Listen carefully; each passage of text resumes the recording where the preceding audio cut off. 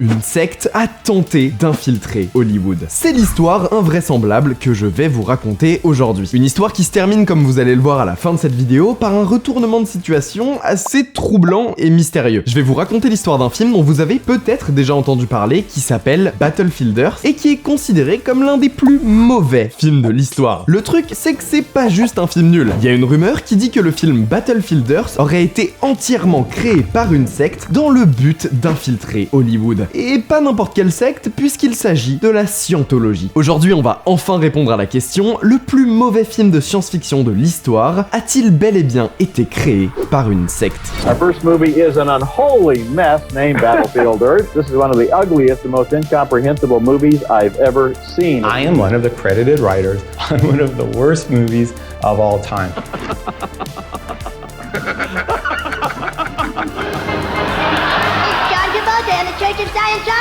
It absolutely has nothing to do with Scientology, and it should be known.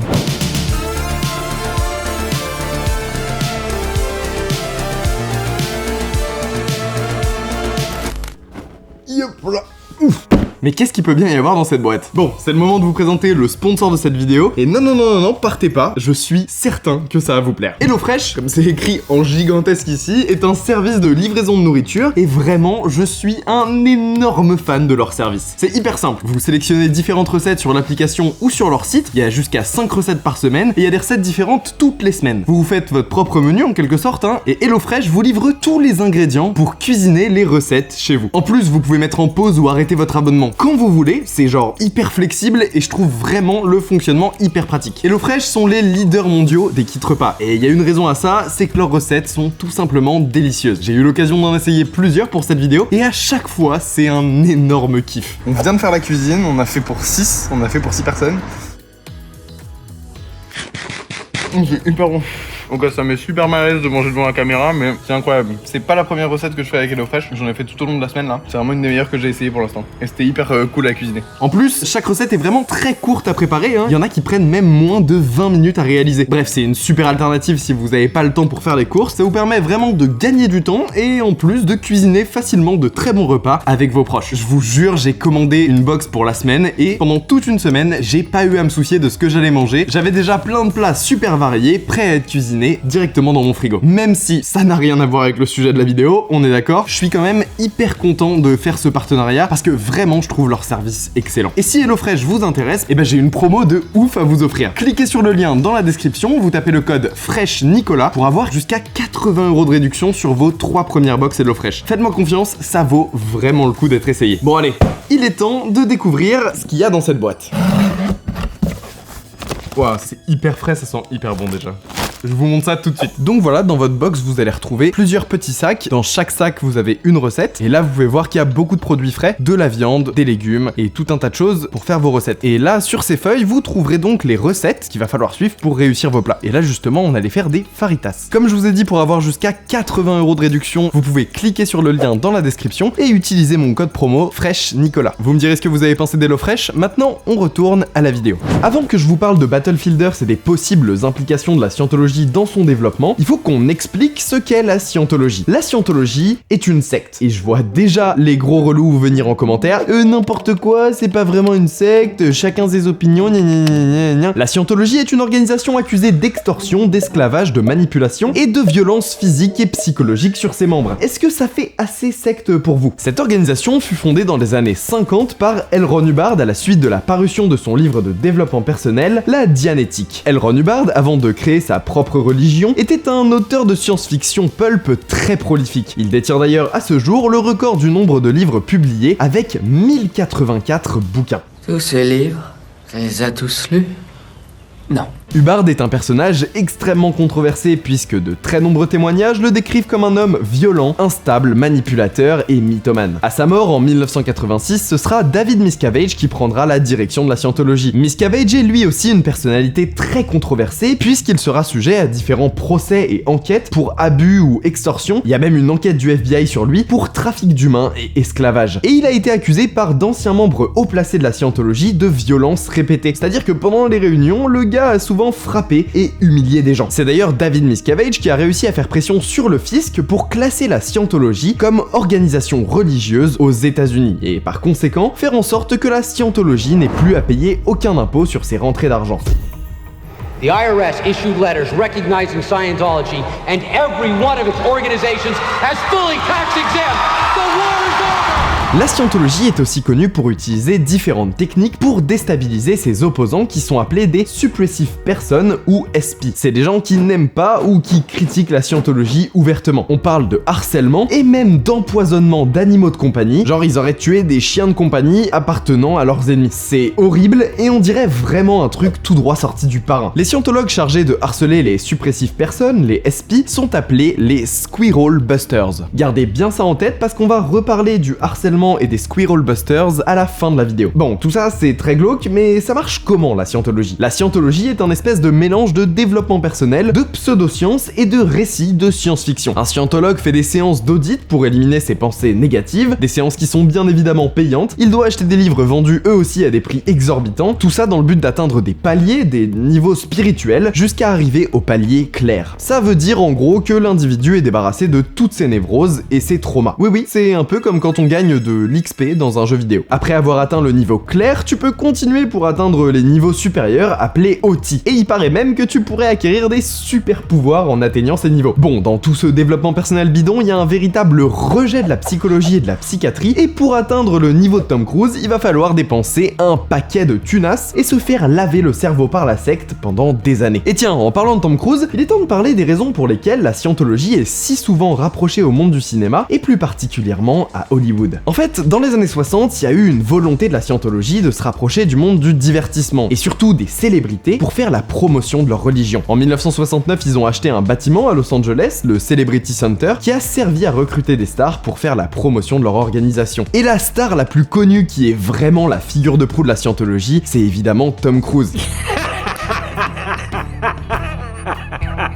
Qui est d'ailleurs très pote avec David Miscavige et qui est très proche de la direction de l'organisation. Évidemment, la Scientologie a été critiquée à de très nombreuses reprises. Beaucoup d'anciens membres, parfois haut placés, ont parlé publiquement des différentes dérives associées à la secte. Et en 2013, Lawrence Wright, un journaliste du New Yorker, publiera Going Clear, Scientology, Hollywood and the Prison of Belief, un livre documentaire sur l'histoire et les dérives de la secte qui fera l'effet d'une petite bombe médiatique pour la Scientologie. Ce livre sera d'ailleurs adapté en documentaire par HBO, et c'est un film que je vous recommande si vous voulez en apprendre plus sur tous les trucs sombres qui entourent cette secte. Mais avant qu'on poursuive sur l'histoire de Battlefield Earth, il faut qu'on s'attarde sur une autre star qui est aussi une figure de proue de la Scientologie, John Travolta. The beliefs and practices that I have studied in Scientology have been invaluable to me. Travolta a pas mal galéré à ses débuts à Hollywood, mais en 1974, il tourne son tout premier long métrage, The Devil's Reign, un tout petit film de série B. Sur le tournage, sa partenaire de jeu, l'actrice Joan Prater, lui fait découvrir la Scientologie. À partir de ce moment, John deviendra scientologue et restera au fur et à mesure des années un fervent défenseur de l'organisation. Mais John Travolta deviendra encore plus impliqué dans la Scientologie quand il recevra un colis de la part du fondateur, L. Ron Hubbard.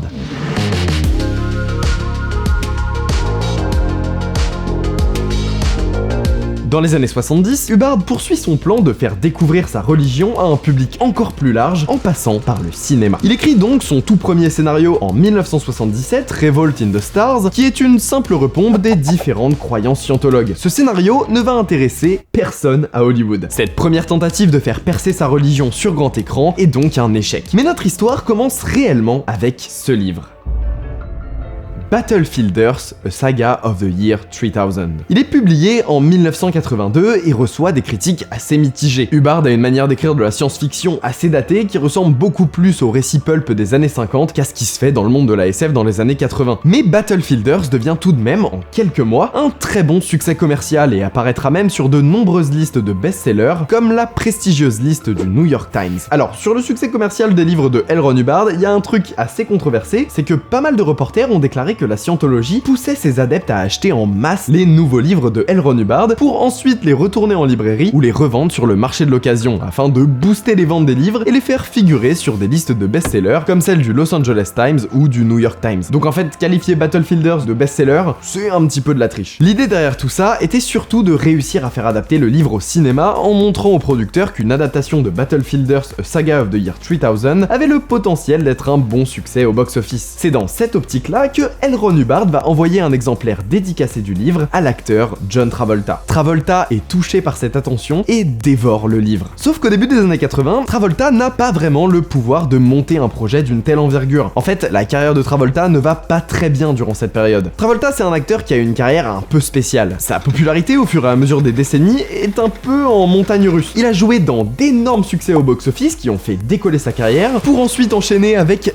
d'énormes flops qui l'ont étiqueté comme acteur has-been. Mais il a réussi à regagner en popularité grâce à des rôles marquants comme dans Pulp Fiction par exemple. Et vous le voyez déjà venir, il a ensuite joué dans des films insignifiants qui ont encore une fois fait plonger sa carrière dans le néant. Mais bref, au début des années 80, Travolta n'a pas le pouvoir de monter le projet Battlefielders tout seul. Mais c'est pas grave, parce qu'en 1983, le producteur William J. Immerman rachète les droits du livre pour l'adapter en 2 films budgétés à 15 millions chacun. Ce projet d'adaptation avance doucement. Turl, le méchant du film, sera même exposé en ballon géant par des membres de la scientologie sur Sunset Boulevard afin de faire la promotion du film. Mais avec la mort de L. Ron Hubbard en 1986, le projet sera complètement abandonné. Mais depuis que Hubbard lui a envoyé un exemplaire dédicacé du livre, Travolta a toujours gardé en tête l'idée d'une adaptation sur grand écran de Battlefielders. Et ce rêve va enfin pouvoir se réaliser à partir de 1996. Parce qu'après le succès de Pulp Fiction, Travolta reviendra sur le devant de la scène, ce qui lui donnera beaucoup plus de pouvoir pour réaliser son projet passion, Battlefielders. Le projet renaît donc de ses cendres chez MGM et Travolta en sera le producteur. À cette époque, il paraît même que John Travolta envisageait encore d'interpréter le héros de l'histoire, Johnny Goodboy Tyler, un jeune homme athlétique de 20 ans. Je ne veux surtout pas être grossier, mais vous n'avez pas le look qu'il faut. Travolta avait 41 ans à cette époque-là, et je suis pas sûr que ce soit le meilleur choix de casting quoi. Bon, déjà à l'époque, le projet a plutôt mauvaise presse. Bah oui, la scientologie n'est pas forcément quelque chose de super bien vu, et il est très difficile pour Travolta de dissocier l'image de Battlefielders à celle de son créateur, L. Ron Hubbard. Mais l'écriture du scénario sera quand même confiée à J.D. Shapiro. Shapiro annonce d'emblée qu'il va falloir modifier plein de trucs à l'histoire du livre. Le bouquin fait plus de 1000 pages, il va falloir raccourcir tout ça et changer tout un tas de choses. Et de manière assez surprenante, Travolta et MGM ne sont pas du tout opposés à cette idée, et ils sont d'accord pour modifier un peu l'histoire. Jusque-là, tout se passe à peu près bien, et plusieurs réalisateurs sont même envisagés par le studio. MGM va envoyer le script à John Woo, à Oliver Stone et à Brian De Palma. Mais avant même qu'un réalisateur ne soit embauché, J.D. Shapiro va recevoir des notes, des modifications à effectuer sur son scénario, et c'est un truc un peu bizarre. À Hollywood, généralement, le réalisateur travaille avec le scénariste pour reprendre un petit peu le scénario. La manière dont ça fonctionne, c'est que le réal, il envoie une liste de modifications à effectuer au scénariste, qui change donc le script en fonction de ses demandes. Le truc, c'est que là, Battlefielders, pour l'instant, n'a pas de réal, et J.D. Shapiro n'a aucune idée de qui proviennent ces notes. Ça vient pas du studio, ça vient pas de John Travolta, et personne ne veut lui dire qui a rédigé ces modifications. Donc c'est un peu chelou, qui a bien pu rédiger ces notes? Et surtout, Shapiro trouve que cette liste de modifs est toute pourrie. Il pense que s'il inclut tout ça dans son scénario, ça va complètement détruire l'histoire du film. The notes are gonna kill the movie. I can't do them. If I do the notes, I'm on the movie longer, I get paid a lot more money. There's a lot of benefits to it, but they're terrible. They kill the movie. I can't do that because I have to care about the stuff that I'm working on. Shapiro refuse donc catégoriquement d'appliquer ces modifications, et quelques jours plus tard, il recevra un coup de fil lui annonçant qu'il a été dégagé du projet par MGM. Vous êtes viré. Vous êtes viré. Vous êtes viré. Et là entre en scène Corey Mendel. Mendel est un scénariste qui à cette époque est plutôt dans une mauvaise passe. Depuis quelque temps, il travaille sur plein de projets différents qui ont failli se faire, mais qui ont tous été annulés à la dernière minute. They told me what I wanted to hear, and I wanted to hear it. And they told me, this has nothing to do with Scientology, and we just want a big Star Wars movie. It's going to be really fun, and just told me everything I want to hear. And John Travolta was like, he's really good at making me feel really special, and this is going to be a great movie and all of this. And I was very respectful, but I said no. But I was really tempted because I'm like, this will get made. And this could be a big fun Star Wars movie maybe. But I said no, it was really hard. Because at the point I was feeling like if I don't get something made, no one's going to hire me again, because you can write some scripts that get close to being made and they don't get made, but at some point, if you've written 5, 6, 7 scripts that haven't actually got made, then at some point people are going to blame you. Même s'il est plutôt tenté d'accepter le job, il préfère refuser. Et finalement, le projet s'avère trop risqué pour MGM, le film va coûter plus de 100 millions de dollars, l'association avec la Scientologie fait vraiment mauvaise presse, et l'histoire de Battlefielders est quand même un peu désuète. MGM lâche donc le projet Battlefielders, qui est repris par Fox 2000, une filiale de la 20th Century Fox. À ce moment-là, Fox 2000 va revenir vers Corey Mendel pour le convaincre à nouveau d'écrire le scénario. So they once again made a run at me and I had dinner. And I said yes. Now I want to be clear. My wife said don't say yes. My agent said don't say yes. My friends said don't say yes. My golden retriever, Toby, said don't say yes. So everyone else was saying don't do it, but I did it. And I got paid a lot of money and I wrote the script. Corey Mendel commence donc à écrire le scénario de Battlefielders. Mais 3 jours avant de rendre la V1 du scénario, Corey va apprendre que Fox abandonne Battlefielders. Là, c'est vraiment chaud. Le projet est au point mort et Corey ne sait absolument pas ce qui va advenir de son scénario. À Hollywood, tout le monde a entendu parler du fait que Travolta voulait concrétiser ce projet. Mais personne ne veut vraiment s'en approcher à cause du lien évident avec la Scientologie. Mais il y a une personne à Hollywood qui n'a pas peur de cette association et qui va même proposer à Travolta de produire Battlefielders. Et cette personne, c'est Elie Samar. Elie Samar est un gars un peu sorti de nulle part, qui a vécu la majeure partie de sa vie dans son pays natal, le Liban, et qui est un peu devenu producteur du jour au lendemain à Hollywood. Il a fondé sa boîte de prod Franchise Pictures en 1997, et c'est une boîte de prod un peu louche qui a un business model bien particulier. L'idée de Samar, c'est de récupérer les projets préférés des stars que les studios ne veulent pas produire. Il a réussi à gagner la confiance des investisseurs en produisant Mon voisin le tueur, un film qui tenait très à cœur à l'acteur Bruce Willis. Il s'est débrouillé pour faire le film pour très peu d'argent et surtout, il a réussi à convaincre Bruce Willis de baisser drastiquement son salaire. Et Elie Samar a réussi à faire la même chose avec Sylvester Stallone, Kevin Spacey, Jack Nicholson et Sean Penn dans le même film, ou encore Kevin Costner. Bon, tous ces films ont été d'énormes échecs, à l'exception de Mon voisin le tueur, ce qui fait que ce business model est en réalité un peu bancal. Et donc, c'est exactement ce qui va se passer pour Battlefielders. Le budget est réduit de moitié, Travolta accepte de réduire considérablement son salaire habituel, ce qui est assez ouf parce que Travolta prend à peu près 20 millions par film à cette époque-là. Travolta va même mettre 5 millions de sa poche dans le film et le tournage aura lieu au Canada pour diminuer les coûts de production. On est donc sur un truc low cost. Samar a réussi à trouver la quasi-intégralité du budget en vendant les droits de distribution du film à l'étranger. Voilà, ça c'est la méthode Franchise Pictures dans toute sa splendeur. Prendre les projets doudou des stars en galère, en profiter pour faire travailler ces stars à tarif réduit en faisant des films à petit budget. Et Samar est très confiant sur la réussite au box-office de Battlefielders. À l'époque, le film avec John Travolta qui a le plus bidé au box-office, c'était Mad City qui avait tout de même engrangé 38 millions de recettes. Samar avait même déclaré « Je suis déjà couvert à l'international et il n'y a aucun moyen que je perde de l'argent si le film récolte au moins 35 millions de dollars sur le sol américain. » En plus, Travolta n'a jamais joué dans un film d'action qui a récolté moins de 35 millions. Si j'étais joueur, ce que je suis, je parierais que ce film va changer Franchise Pictures. Avec Battlefielders, je ne peux pas perdre. Donc, le projet est lancé. Travolta va proposer à Tarantino de réaliser le film. Tarantino va lui répondre un truc du genre non. Donc la recherche d'un réalisateur continue. George Lucas calls, the king of science fiction, and he says, I have the director for you. Roger Christian, who worked with me on every single Star Wars, is the only person in the world that should direct your movie. Roger Christian a bossé en tant que décorateur sur les films Star Wars et il avait réalisé toute une partie de l'épisode 1 La menace fantôme puisqu'il était réalisateur de la deuxième équipe. Le mec a l'air d'être parfait pour réaliser un film de science-fiction et il est donc choisi pour réaliser Battlefielders. D'ailleurs, dans le making-of sur le DVD de Battlefielders, il y a une interview où Roger Christian compare l'œuvre de L. Ron Hubbard à celle de George Lucas, Frank Herbert ou Arthur C. Clarke. Faut pas déconner là. Et plus généralement dans ces interviews, Roger Christian fait l'éloge du film et de l'histoire de L. Ron Hubbard. Alors, vous avez de la chance, c'est une vraie exclusivité, mais on a trouvé un moyen qui permet d'étirer le cadre des vidéos pour voir ce qui se passe en dehors du champ. Et en fait, on a fait une découverte assez incroyable, je vous laisse découvrir par vous-même. Very, very powerful story, which is quite unusual, I think, with these movies. Fais bien attention à ce que tu vas dire si t'as l'intention d'ajouter quelque chose. Le script est un peu modifié et le tournage va avoir lieu. Mais le film manque cruellement de budget. Et d'ailleurs, ça se ressent vraiment au visionnage du film. Battlefielders a des ambitions bien trop grandes pour son budget rikiki. Afin de créer un peu de hype avant la sortie du film, le fabricant de jouets Trendmaster commercialise des figurines des différents personnages. Des figurines que, personnellement, je trouve moyennement réussies. C'est dégueulasse. Avant même la sortie du film, et malgré les rumeurs selon lesquelles le film contiendrait des messages subliminaux de la scientologie, Travolta et Samaha ont déjà prévu de faire une suite à Battlefielders. Ils ont même gardé le vaisseau pour le tournage du deuxième opus. Mais bon, vous allez voir que les espoirs de Travolta et de Samaha pour faire une suite vont vite s'envoler à la sortie du film.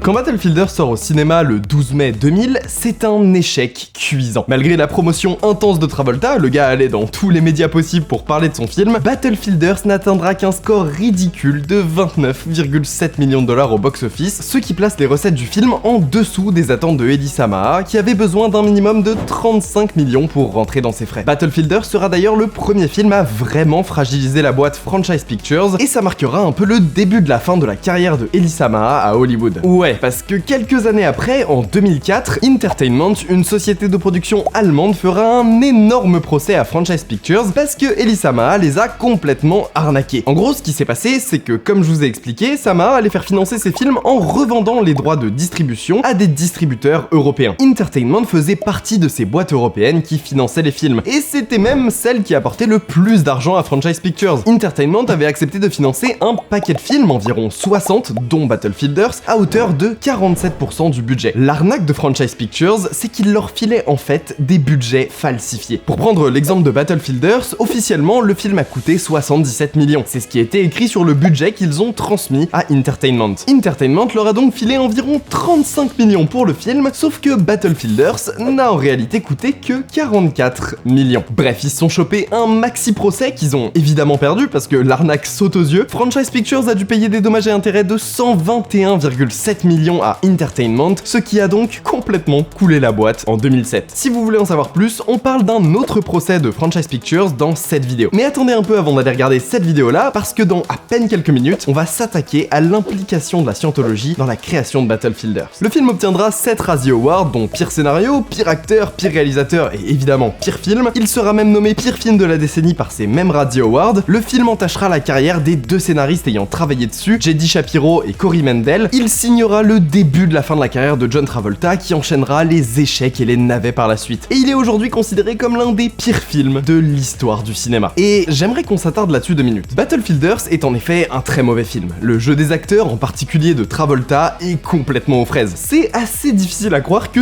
toute l'équipe du film se soit collectivement dit « Oui, le costume de Travolta il est super, gardons-le comme ça, il a la classe ». Le récit est absolument inintéressant et bourré d'invraisemblances. On a par exemple une scène où les personnages découvrent une base militaire qui n'a pas été utilisée depuis des milliers d'années et où les protagonistes arrivent quand même à faire fonctionner sans aucune difficulté un simulateur, des armes et des avions de chasse. Ça n'a pas beaucoup de sens. Et encore, ça, c'est qu'un seul exemple parmi des dizaines et des dizaines de trucs complètement absurdes. Mais le pire dans tout ça, et c'est le vrai problème du film, c'est la mise en scène. C'est vrai que j'ai rarement vu une mise en scène aussi catastrophique pour un film d'une telle envergure. Il y a un manque de cohérence dans l'action en général qui rend certaines scènes absolument incompréhensibles. Le montage est horrible, ça fait que-cuter à des endroits complètement illogiques. Tenez, regardez cette scène et faites bien attention aux endroits où ça coupe.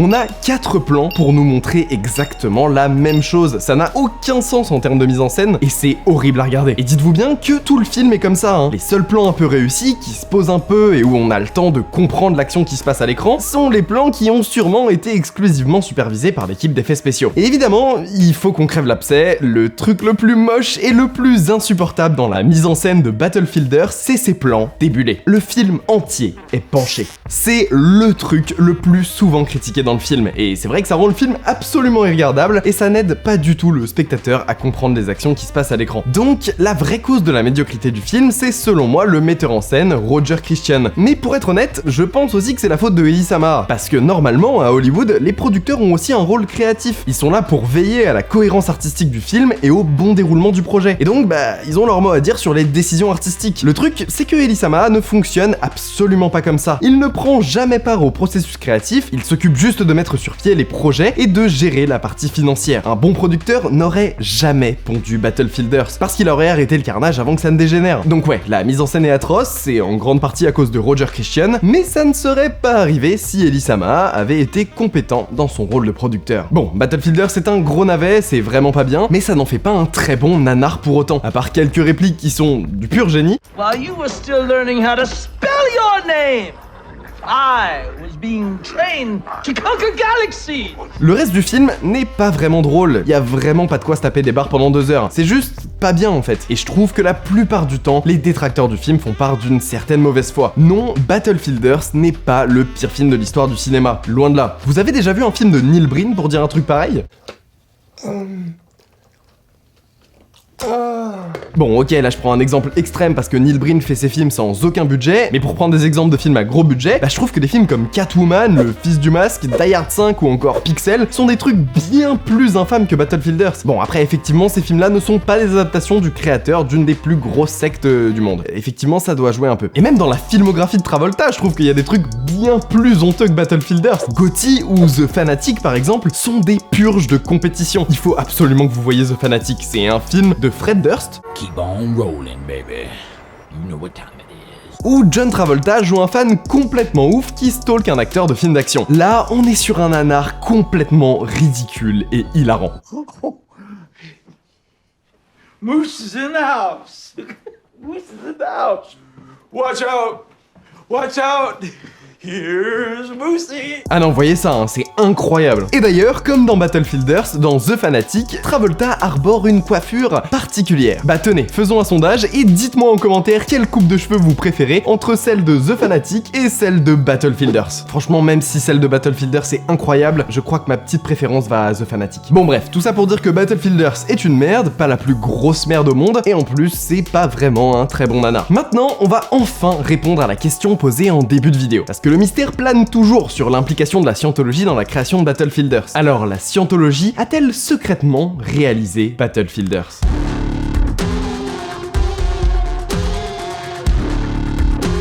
Bon, déjà avant toute chose, Battlefielders n'a pas du tout arrangé l'image de la scientologie auprès du grand public. Battlefielders est d'ailleurs très fréquemment utilisé pour se moquer de la scientologie. Join the Church of Scientology. Mais on va reprendre les choses depuis le début. J.D. Shapiro avait reçu une mystérieuse liste de modifications pendant l'écriture de la première version du scénario. La liste de modifs ne provenait ni de John Travolta, ni du studio de la MGM, et personne ne voulait dire à J.D. Shapiro qui avait vraiment rédigé ces notes. Bon, quelques années après la sortie du film, J.D. Shapiro lui-même a entendu dire que les notes qu'il avait reçues provenaient en réalité directement de L. Ron Hubbard. C'est des notes qu'il avait écrites à l'époque, avant de mourir évidemment, dans l'idée d'adapter Battlefielders sur grand écran au milieu des années 80. Bon, déjà ça c'est quasiment sûr que c'est un move de la scientologie qui essayait de contrôler le projet à distance pour faire respecter la vision originelle de L. Ron Hubbard. Mais il va falloir attendre 2010 avant qu'on ait de vraies informations très intéressantes sur la création de Battlefielders. Tell me about the story with the Battlefield Earth movie. What was that all about? About Battlefield Earth? Yeah.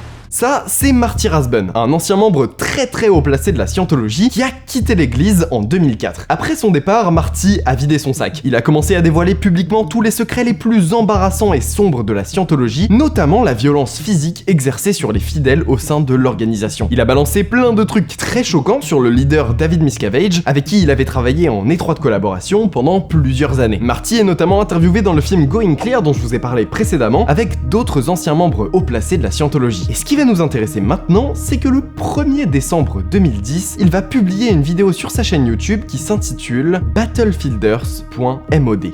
Battlefield Earth was DM's baby from the inception, but he made me tell the New York Times, USA Today, and the St. Petersburg Times that it's a complete and utter lie that the church had one single thing to do with Battlefield Earth. So the whole thing was being controlled by the church. It was being controlled by David Miscavige through Author Services, we would go down, watch the daily cut, you know, the daily rush they call it, and then Dave would finish. He would brag about, look what I'm doing while you guys are sitting here getting me sucked into the McPherson case. Look what I'm doing, right? Look at this masterpiece I'm producing. And of course, those would all get transcribed, and then Barbara would then have to relay it to the director of the film. Take this out, do this, change that, all the way through that entire movie. Donc, selon lui, la scientologie aurait limite réalisé le film en fait. Et David Miscavige aurait même eu un droit de regard sur tout le développement de Battlefielders. Selon Marty Rathbun, Miscavige était très content du résultat final et a même félicité John Travolta directement. DM had arranged for a special showing before the premiere. And as soon as those initial opening credits came up, he was next to me and he says, look at that, it's like a real Hollywood production. Okay, so we watched the movie. We go out in the parking lot, he says, get JT on the phone. He was on the phone singing John's praises for a half an hour, probably easy. Wow.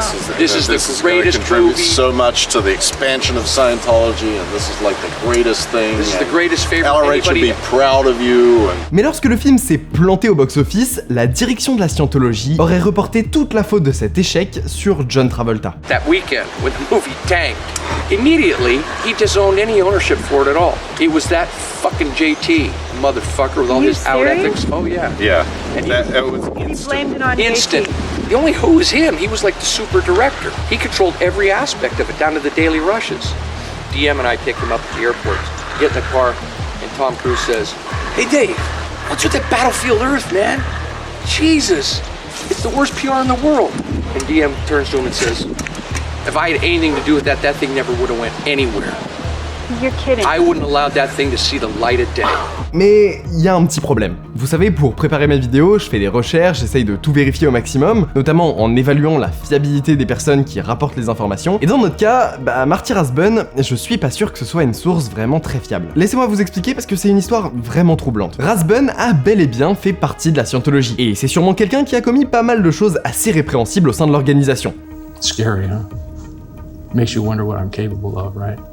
Comme je vous ai dit, en 2004, il a quitté la Scientologie pour s'exprimer publiquement sur les dérives de cette secte. Il en a parlé sur son blog, dans des interviews, dans le documentaire Going Clear et aussi sur sa chaîne YouTube. Sur cette chaîne, depuis 2010, il montre le harcèlement que lui et sa femme subissent de la part de la Scientologie, il raconte les dessous de la gestion de l'église, etc. Et il va poster des vidéos assez régulièrement jusqu'en 2014. Mais le 6 juin 2017, Marty Rathbun publie une vidéo sur cette même chaîne YouTube qui dénote complètement de son contenu habituel. Déjà, cette vidéo est très bien filmée. C'est une vraie interview, on se croirait dans un documentaire professionnel. Si on compare ça à ses anciennes vidéos, la qualité n'a rien à voir. Mais ce qui dénote radicalement des vidéos précédentes, c'est qu'il a complètement retourné sa veste. Il n'a plus du tout le même discours que dans ses anciennes vidéos. Au lieu de critiquer la Scientologie, il critique maintenant les gens qui critiquent la Scientologie. The definitive quote-unquote narrative of the anti-Scientology cult is Going Clear by Lawrence Wright, the book.